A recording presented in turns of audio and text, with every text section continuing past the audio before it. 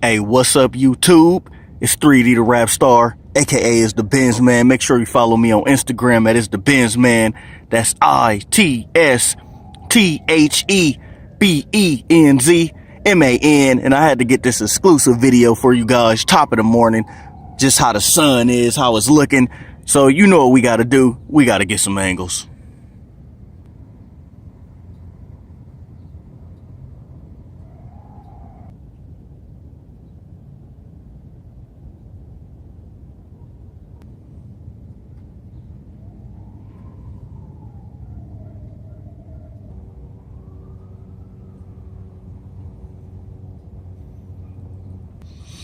All right, so Mercedes Benz facts that will scare you. And remember, this is a 101 video. This is more for people that don't have a CL and don't really know much about them, and Mercedes just in general. The facts that'll scare you about getting a Mercedes Benz. And I'm gonna tell you right now, the number one thing is repair prices.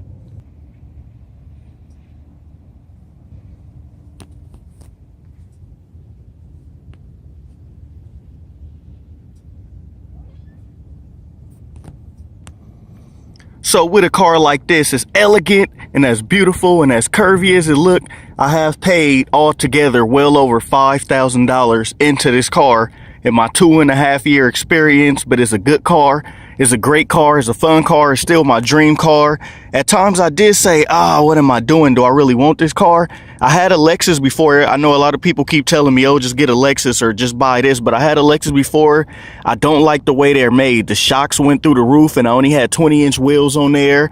I have various problems with this car. I mean, with the Lexus that shouldn't have happened. Like things went out like I said, my shocks, my battery will move placement sometimes to where the car was shut off while I'm driving. It had the sticky pedal thing. It never happened to me, but my car actually was one of those on the list that had it. So let's talk about this car. I have paid for some suspension components. So yeah, suspension components, crank shift position sensor. If I even said that right. It's top of the morning. The car wouldn't start sometimes, and then it had a little leak. It had a slow leak. If it wasn't oil, a coolant leak. So well over 5,000 into the car. So that's number one on the list. I'm not even numbering them, but I just like to go number alone when I say it. So the facts about Mercedes Benz that will scare you, I will say, is the repair price. I'm gonna give you guys some tips. As beautiful as this car look, don't get the car if you don't have money set aside to pay for the repair and the maintenance. Along with its low gas mileage rating, you're gonna need gas everywhere. Like I can go once a day. If you don't fill it up, you're gonna need gas for wherever you're going. So that's basically my number one, is remember, guys. So just buying the car is one thing. We could buy the car, but the maintaining part is the hardest part. And that's what make these cars get on the used market and end up as unreliable, because the people that had them didn't put the money into them to do the upkeeping on them. And so the MSRP on this car was over $100,000.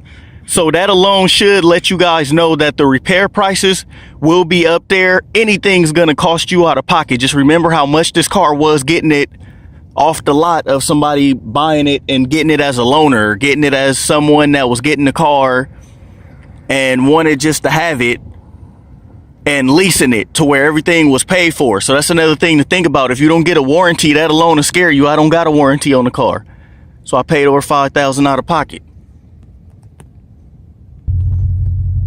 And sometimes, guys, some of the inside components don't work. Like sometimes it glitches a little bit in the system, or sometimes it go out. Like this never stops working right here, the main head dash. Or sometimes you'll turn the car on and it don't start, but not because it don't want to. It's just because there's so many computers and gadgets in this car that when you're running this car, sometimes everything's not going to work properly. But for the most part, it always corrects itself. I have yet had a part to where it haven't been working to where I have been needing to fix it. So that have been working, but they always say that the computer main end dashes.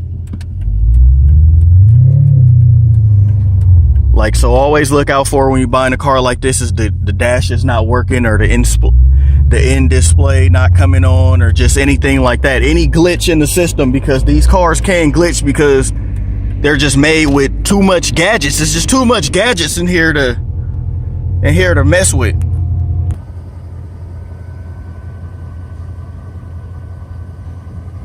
And another thing, guys, on these cars is what I like to do. I call these tips. Make sure you press the button in your car to lift the suspension up and back down, because that's vital to the car running out the suspension components. And another thing that will scare you, so the most common things that's likely to go out on a car like this would be like your ball joints, lower control arm struts, anything got to do with some rims and tires. And I put 22s on all the cars I get, so like the ball joint suspension components, I had a sound to where it was almost undrivable, where it squeaked real bad. So guys, that's mainly it. Just repairs. That's the common most thing that'll scare you about these cars. If you go buy one and you go dry and you go broke just trying to buy the car and keep up with the price of keeping the car like this running.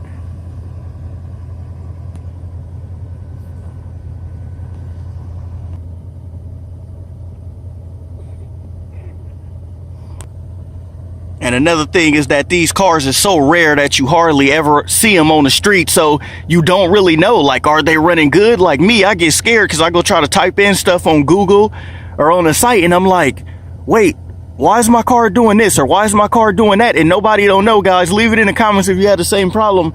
You'll see something happen to your car and you're like, no one has this problem. Or every time I type in CL, it say CLS, what's going on?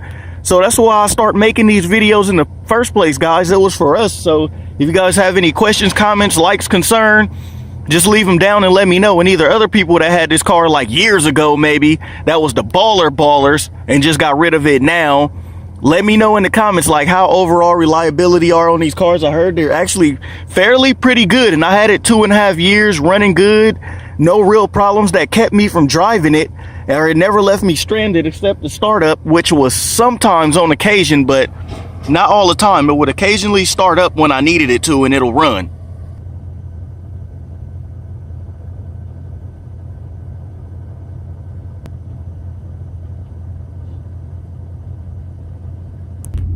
And another thing, guys, so get ready for the comments to start like rolling in. Like when you have this car and you're out, you will get a lot of people commenting on your car saying, nice car, or you still got that year, or I love that car, or that was my dream car. You will get a lot of comments on these cars having them, but make sure you keep the inside clean, which I know I'm really an outside guy, but I'm actually going to clean it. But I'm not talking about like the floor or anything, just these components,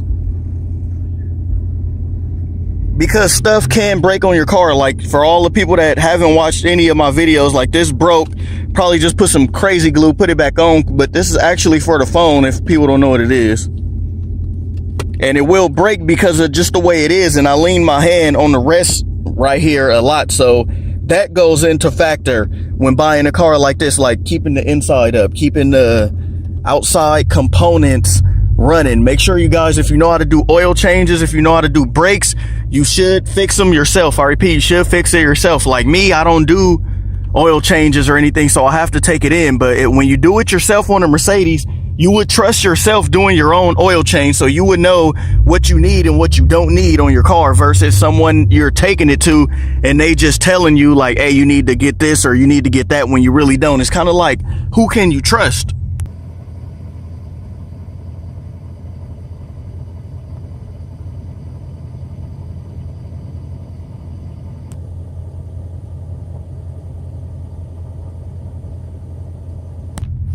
And so guys, make sure you just watch out when you have a Mercedes. Just watch out for everything on these cars, because like the way you're driving it, you know, if you keep driving it too fast or too rough, your mounts will go out.